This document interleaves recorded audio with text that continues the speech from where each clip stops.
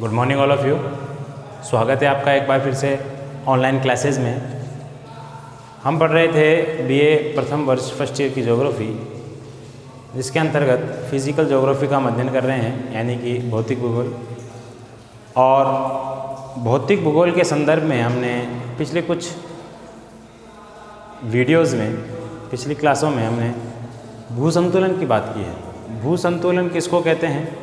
पृथ्वी का संतुलन, जो पर्वत, पठार, मैदान, समुद्र तल आदि एक दूसरे से संतुलन स्थापित किए हुए हैं, आइसोस्टेसिस को अंग्रेजी में कहा गया है, जिसको समझने के लिए हमने पिछली कक्षा में प्राट महोदय की संकल्पना का विवरण प्रस्तुत किया था आपके सामने कि प्राट महोदय ने पृथ्वी के भू संतुलन को किस प्रकार से समझाया है।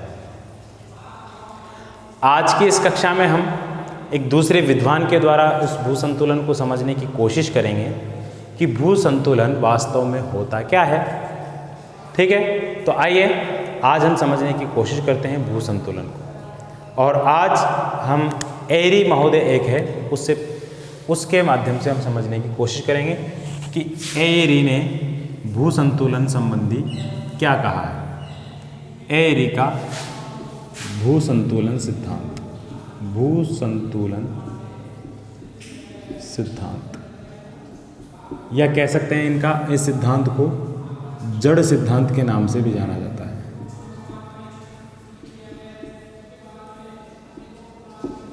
ठीक है, जड़ सिद्धांत या भू संतुलन सिद्धांत किसका? एरी महोदय का। अब देखते हैं इन्होंने अपने सिद्धांत में क्या बात कही है, क्या बात नहीं कही है, उसको हम समझने की कोशिश करते हैं। उससे पहले आपको रिवाइज करा दूं मैं। प्राट महोदय पिछली कक्षा में हमने पढ़ा था। प्राट महोदय ने क्या किया था? एक पात्र लिया था, उस पात्र में अलग अलग धातुओं के, अलग अलग घनत्व के, अलग अलग ऊंचाई के टुकड़े लिए थे और उनको किस में डुबाया था? पारे में।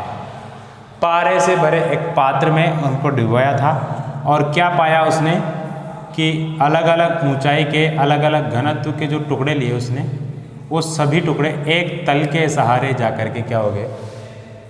स्थिर हो गए। उससे नीचे वो नहीं गए, उससे ऊपर भी वो नहीं गए। तो उसने इस तल को क्षतिपूर्ति तल कह दिया। क्या कह दिया? क्षतिपूर्ति तल। यानी कि यह तल ऊपर से आने वाली जितने भी दबाव है उसकी पूर्ति कर लेता है और नीचे से लगने वाले दबाव की भी पूर्ति कर लेता है। फिर बाद में इसने क्या कहा था कि इस क्षतिपूर्ति तल के नीचे की चट्टानों का घनत्व समान रहता है, बराबर रहता है, और ऊपर वाली चट्टानों का घनत्व विभिन्न रहता है, यानी कि अलग अलग रहता है। ये इसकी संकल्पना का सार है। बात आपको पिछली बार भी समझ में आ गई होगी, अब भी समझ में आ गई होगी। अब एरी महोदय आए हैं। एरी महोदय ने कुछ अलग ही तरीके से अपने सिद्धांत को समझाने की कोशिश की है। हम समझेंगे एरी महोदय के सिद्धांत को। तो देखिए, एरी महोदय जो है, इन्होंने हिमालय और कल्याणपुर, हिमालय के पास एक जगह है, गांव का नाम है, हिमालय और कल्याणपुर गांव को जब नापा गया इनकी दूरी को, तो इनकी दूरी अलग अलग निकली।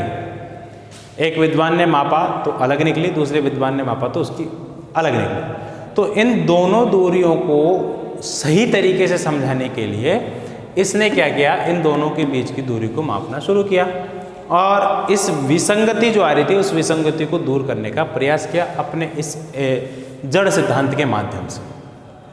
तो इसने यूँ बोला, इसने बोला कि जो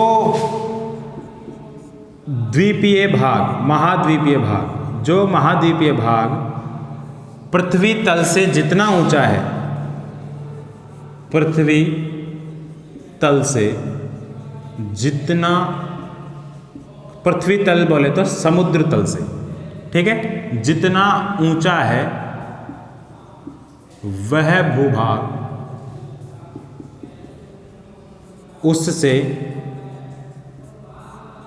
9 गुना अधिक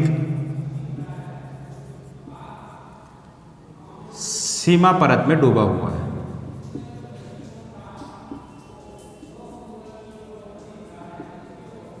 यानी कि जो भूभाग, मान लीजिए कोई भूभाग ये है, ये पृथ्वी का तल है, ये कोई इतना ऊपर है तो ये इतना अंदर भी है।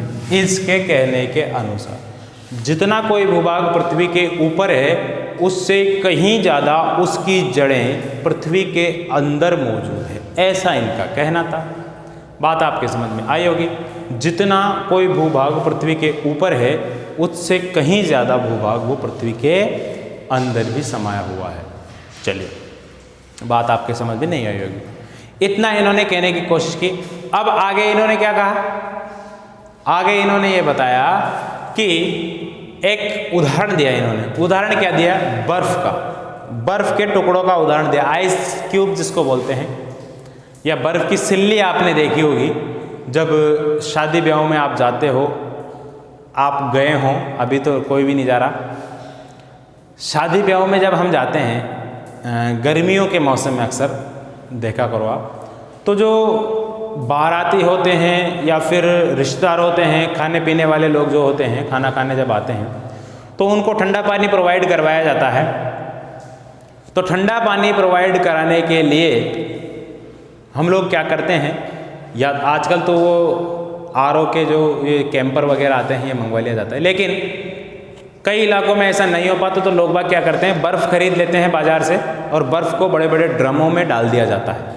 लेकिन जब उन बर्फ़ों को डाल दिया जाता है तो आप देखना, गौर करना इस बात पे, या घर में प्रैक्टिकल भी करना, फ्रिज में बर्फ़ जमा करके डाल करके प्रैक्टिकल भी करके देखना।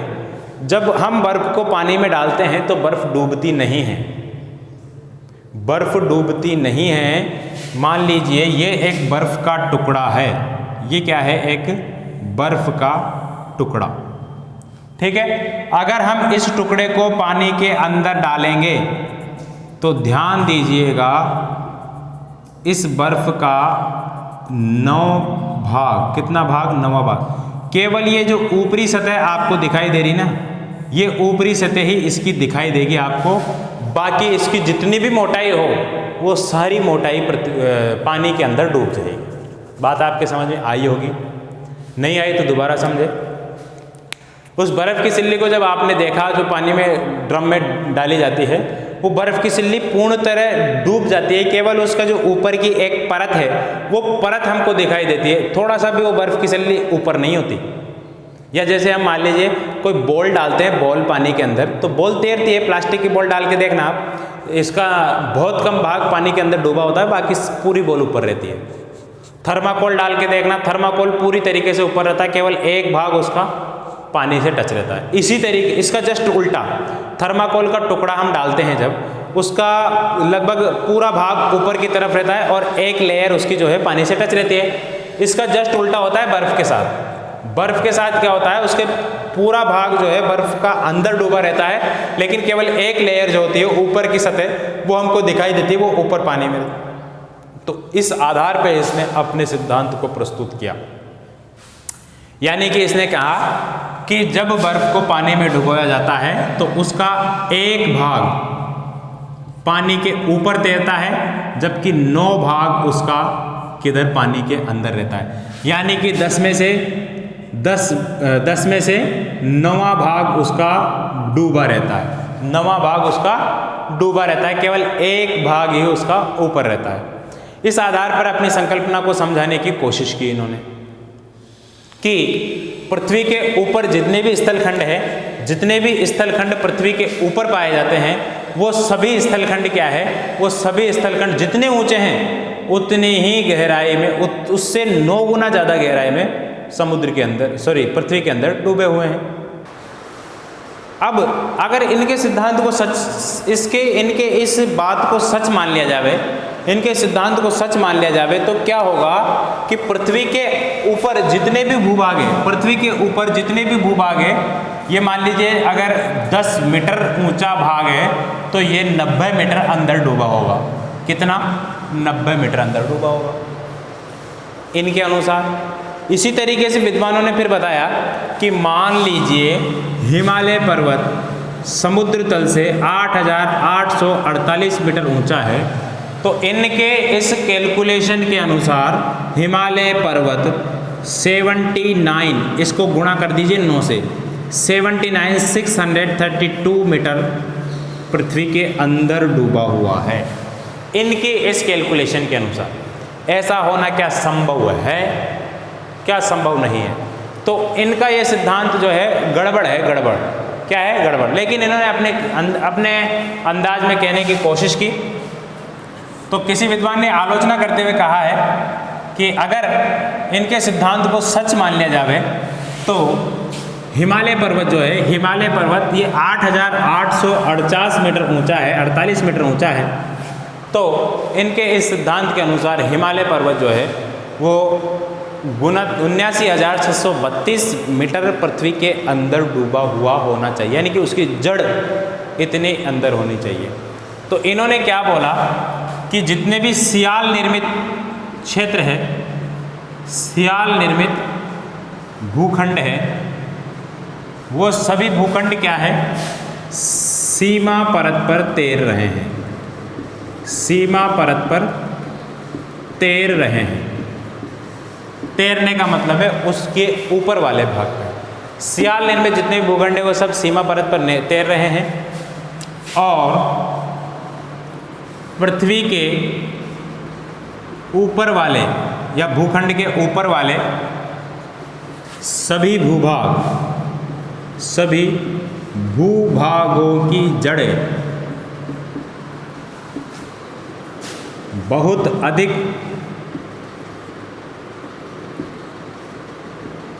गहराई तक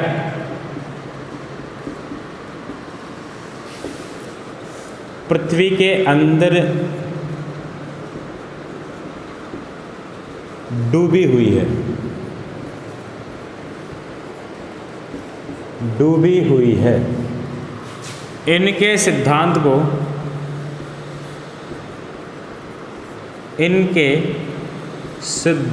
को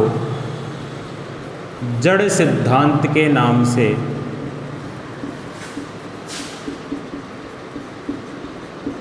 भी जाना जाता है। किस नाम से जाना जाता है? जड़ सिद्धांत के नाम से भी इनके इस सिद्धांत को जाना जाता है। तो ये इतनी बातें थी इनके सिद्धांत में, आपको उम्मीद है बात समझ में आई होगी। अब हम इनके सिद्धांत को देखते हैं कि इन्होंने प्रयोग द्वारा क्या समझाने की कोशिश की। इसको लिख लीजिए आप, 3 बिंदु लिखाए मैंने आपको, लिख लीजिए। इसको मिटा देता हूँ इसको मैं।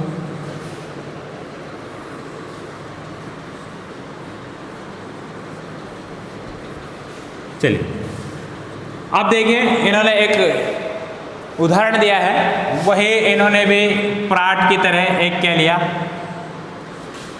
जल से भरा हुआ पात्र लिया। ये एक भगोना मान लीजिए, कुछ भी मान लीजिए, इसको आप अपनी भाषा में कुछ भी कह सकते हैं। क्या लिया इन्होंने? पात्र लिया जिसमें क्या भर दिया इन्होंने? जल। उसने क्या भरा था? पारा। इसने क्या भरा है? जल। इसने इस पात्र में भर दिया है जल, और जल भरने के बाद इसने क्या लिया है भाई? इसने समान घनत्व के विभिन्न ऊंचाई वाले लकड़ी के टुकड़े लिए हैं। क्या लिया इन्होंने? समान घनत्व के विभिन्न ऊंचाई वाले क्या लिए? लकड़ी के टुकड़े। समान घनत्व विभिन्न ऊंचाई वाले लकड़ी के टुकड़े लिए इन्होंने। अलग अलग ऊंचाई के लकड़ी के टुकड़े इन्होंने लिए, और अलग अलग ऊंचाई के लकड़ी के टुकड़े लेने के बाद उन सभी टुकड़ों को इन्होंने क्या किया? इस पानी में डाला। इस पानी में डाला तो क्या देखा इन्होंने? जैसे मान लीजिए इन्होंने 4-5 टुकड़े लिए, ऐसे मान लीजिए 5 टुकड़े लिए। एक लिया इतना लंबा, एक लिया इतना लंबा, एक लिया इतना लंबा, एक इतना, यानी कि यूँ मान लीजिए एक 4 मीटर का, एक 3 मीटर का, 2 मीटर का, इस तरीके से आप मान लीजिए। तो इन्होंने क्या कहा कि जितना लंबा टुकड़ा था वो उतना ही ज़्यादा पानी में डूबा। ठीक है, जो जितना छोटा था वो टुकड़ा उतना ही कम पानी में डूबा। यानी कि ऊपर वाली जो लंबाई है उससे ज़्यादा नीचे वाली लंबाई होनी चाहिए। ठीक है, इस तरीके से इन्होंने टुकड़े लिए अलग अलग प्रकार के, और ये सभी टुकड़े जो है विभिन्न गहराई तक पानी में डूबे। इसको आप यहाँ लीजिए और ये, और एक छोटा टुकड़ा इधर बनाइए इस तरीके से। ये क्या है? लकड़ी के टुकड़े। इसको आप थोड़ी सी डिजाइनिंग कर लीजिए। इसमें बीच वाले हिस्से को हम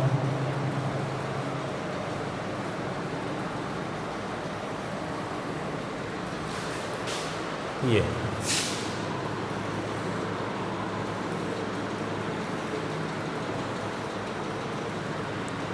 तो ये समान घनत्व के विभिन्न ऊंचाई वाले टुकड़े हैं, और ये इसका जल तल है। क्या है ये? जल तल। तो इन्होंने क्या देखा कि जितनी ऊंचाई के टुकड़े थे वो उससे ज़्यादा गहराई तक उस पानी में डूब गए।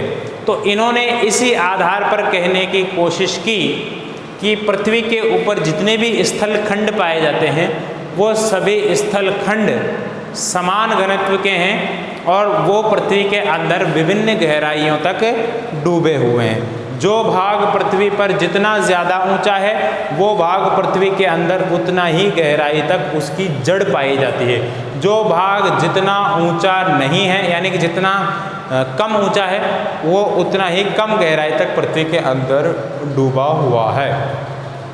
इसको एक उदाहरण से ऐसे भी समझ सकते हैं, जैसे कोई पेड़ होता है, पेड़ जितना ज़्यादा लंबा होता है उसकी जड़ें उतनी ही ज़्यादा गहराई तक होती है, और जो जितना ज़्यादा छोटा होता है उसकी जड़ें उतनी ही छोटी होती है। इस तरीके से भी समझ सकते हैं। तो इनके इस सिद्धांत को, जड़ शब्द इसमें जो आता है, इस कारण इनके इस सिद्धांत को जड़ सिद्धांत के नाम से भी जाना जाता है। ठीक है, तो आप इसमें यह जल तल लिख लिया, और यहाँ लिख लीजिए लकड़ी के टुकड़े। लकड़ी के टुकड़े। और यहाँ लिखिए जॉर्ज एरी है इसका नाम पूरा, सर जॉर्ज एरी के अनुसार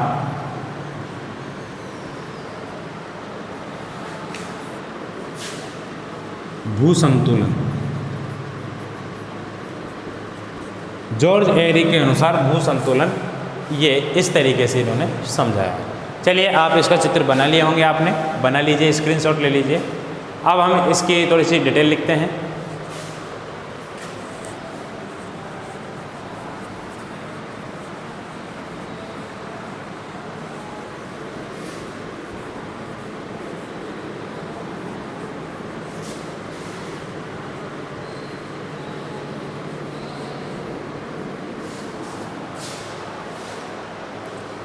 स्टार्ट हो जाओ, लिखिए।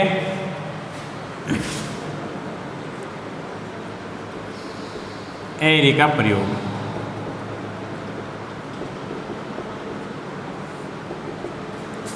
देखिए, सर जॉर्ज एरी ने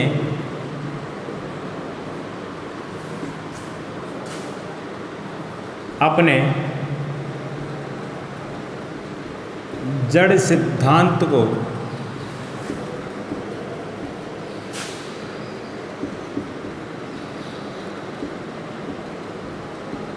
समझाने के लिए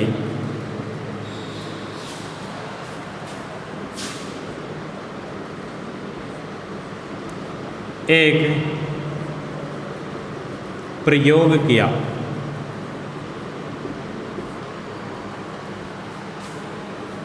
जिसमें इन्होंने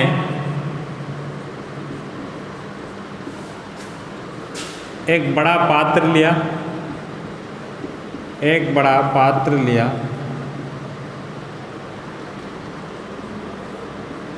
जिसके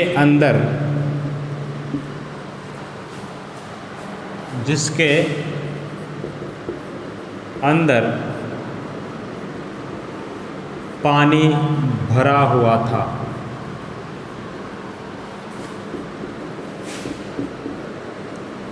फिर इन्होंने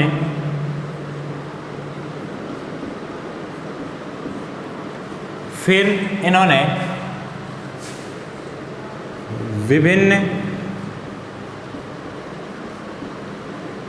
ऊंचाई के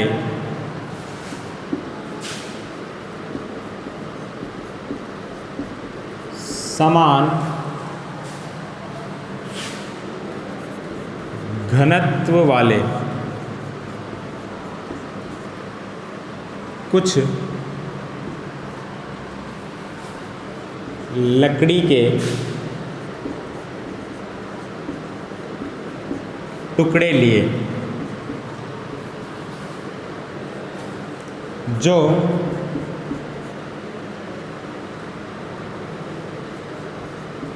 एक समान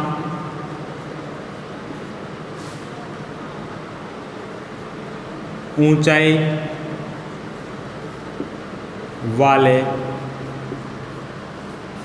नहीं थे, यानी कि उनकी ऊंचाई अलग अलग थी, नहीं थे। इन सभी टुकड़ों को, इन सभी अलग अलग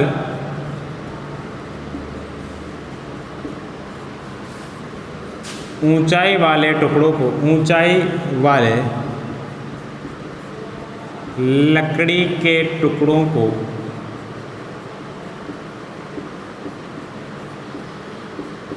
उन्होंने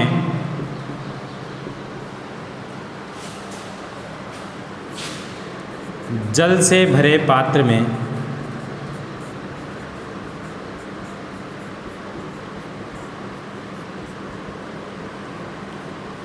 डुबोया और पाया कि जो लकड़ी का टुकड़ा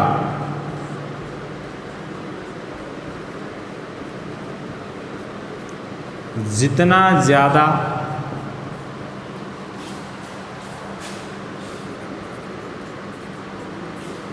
ऊंचा था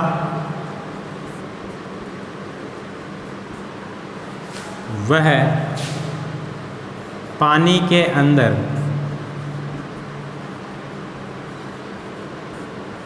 उतना ही ज़्यादा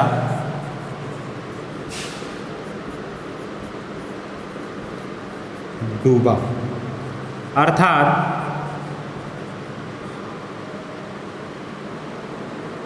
जो टुकड़े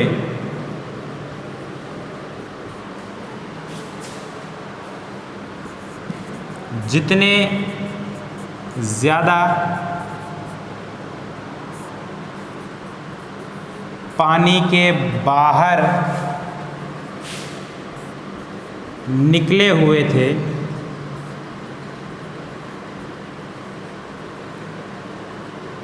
उस ऊंचाई से कहीं ज़्यादा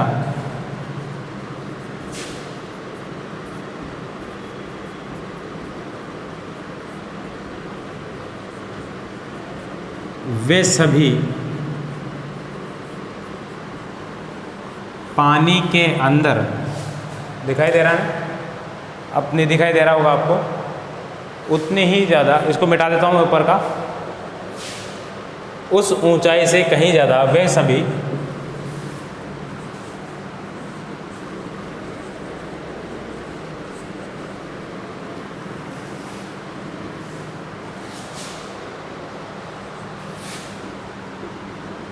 पानी के अंदर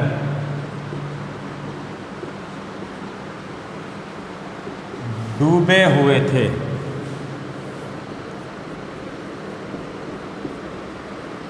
इस आधार पर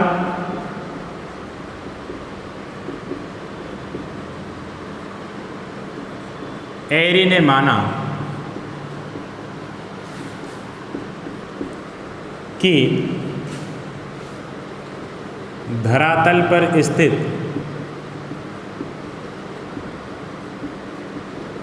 सभी स्थलखंड अपनी ऊंचाई के अनुसार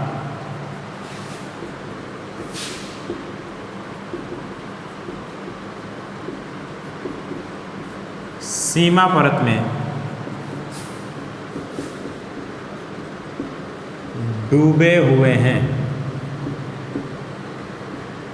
जो जितना ऊंचा है वह भूभाग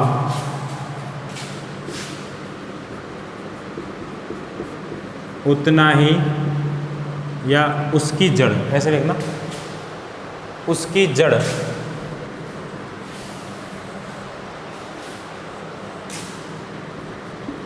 उसकी जड़ उतनी ही अधिक गहराई में स्थित है। ये आपके एरी महोदय जो है उनका सिद्धांत था। इसको लिख लीजिए आप फटाफट से, फिर आपको एक बार में इसको समझा भी देंगे हम। उम्मीद है आपको समझ में तो आया होगा ये। इसको लिख लीजिए आप।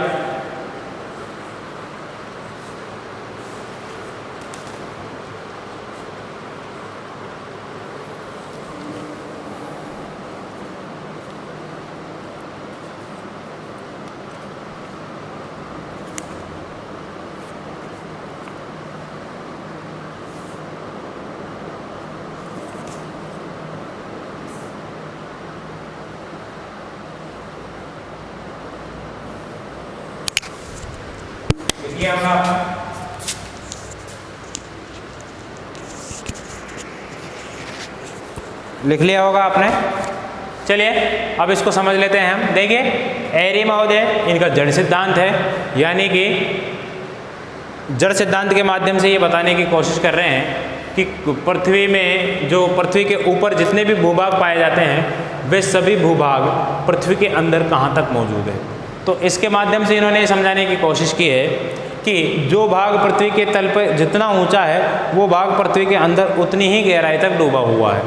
इसको समझाने के लिए इन्होंने एक प्रयोग किया। प्रयोग क्या किया मैंने आपको बता दिया अभी। एक पात्र लिया, पात्र में पानी भरा, पानी में लकड़ी के टुकड़े अलग अलग ऊंचाई के डाले इन्होंने, और डालने के बाद क्या देखा इन्होंने, जो टुकड़ा जितना ऊंचा था वो उतना ही गहराई तक पृथ्वी के अंदर डूबा हुआ है। ठीक है, जो टुकड़ा जितना ऊंचा था वो उतनी ही गहराई तक डूबा हुआ है। इस आधार पर इन्होंने क्या कहा कि विभिन्न घनत्व वाले कुछ लकड़ी के टुकड़े लिए जो एक समान ऊंचाई वाले थे। अलग अलग ऊंचाई के टुकड़ों को उन्होंने जल से भरे पात्र में डुबाया, और क्या पाया कि लकड़ी का जो टुकड़ा जितना ज़्यादा ऊंचा था पानी के अंदर उतना ही ज़्यादा डूबा, अर्थात जो टुकड़े जितने ज़्यादा पानी के बाहर निकले हुए थे वो उससे कहीं ज़्यादा पानी के अंदर डूबे हुए थे। इस आधार पर एरी ने माना, ये इंपॉर्टेंट लाइन है, इस आधार पर एरी ने क्या माना कि धरातल पर स्थित सभी भूखंड क्या है, अपनी ऊंचाई के अनुसार सीमा परत के अंदर क्या है भाई, डूबे हुए हैं। क्या है, सीमा परत के अंदर डूबे हैं। और जो भाग जितना ऊंचा है वो भाग उतनी ही अधिक गहराई में स्थित है। अभी बताया था ना मैंने आपको, हिमालय पर्वत 8 मीटर अगर ऊंचा है तो इसके अनुसार हिमालय पर्वत 8 गुणा 9 बराबर 79632 मीटर पृथ्वी के अंदर डूबा हुआ है, इसके सिद्धांत के अनुसार। कौन है ये, जॉर्ज एरी। इससे पहले कौन थे, इससे पहले थे प्राट महोदय। ठीक है, तो आज का ये वीडियो था, आपको समझ में आ रहा होगा। आपको जो अगर चीज़ें समझ में नहीं आ रही है तो आप क्या कर रहे हो, उसका आपको जो चीज़ें समझ में नहीं आ रही है उन चीज़ों का आप क्या कर रहे हो, जो चीज़ें आपको समझ में नहीं आ रही उन चीज़ों का आप जो है या तो कमेंट कीजिए इसके अंदर, और अगर आपके कमेंट एक्सेप्ट नहीं होते, कमेंट देखे नहीं जाते, अधिकतर संभावना ये है कि कमेंट आपके देखे नहीं जाएंगे, तो आप क्या कीजिए, आप मुझे पर्सनली, अगर आपको वास्तव में कुछ समझ में नहीं आ रहा तो आप मुझे मैसेज कर सकते हैं इस नंबर पर आप मुझे मैसेज कर सकते हैं 8104152712।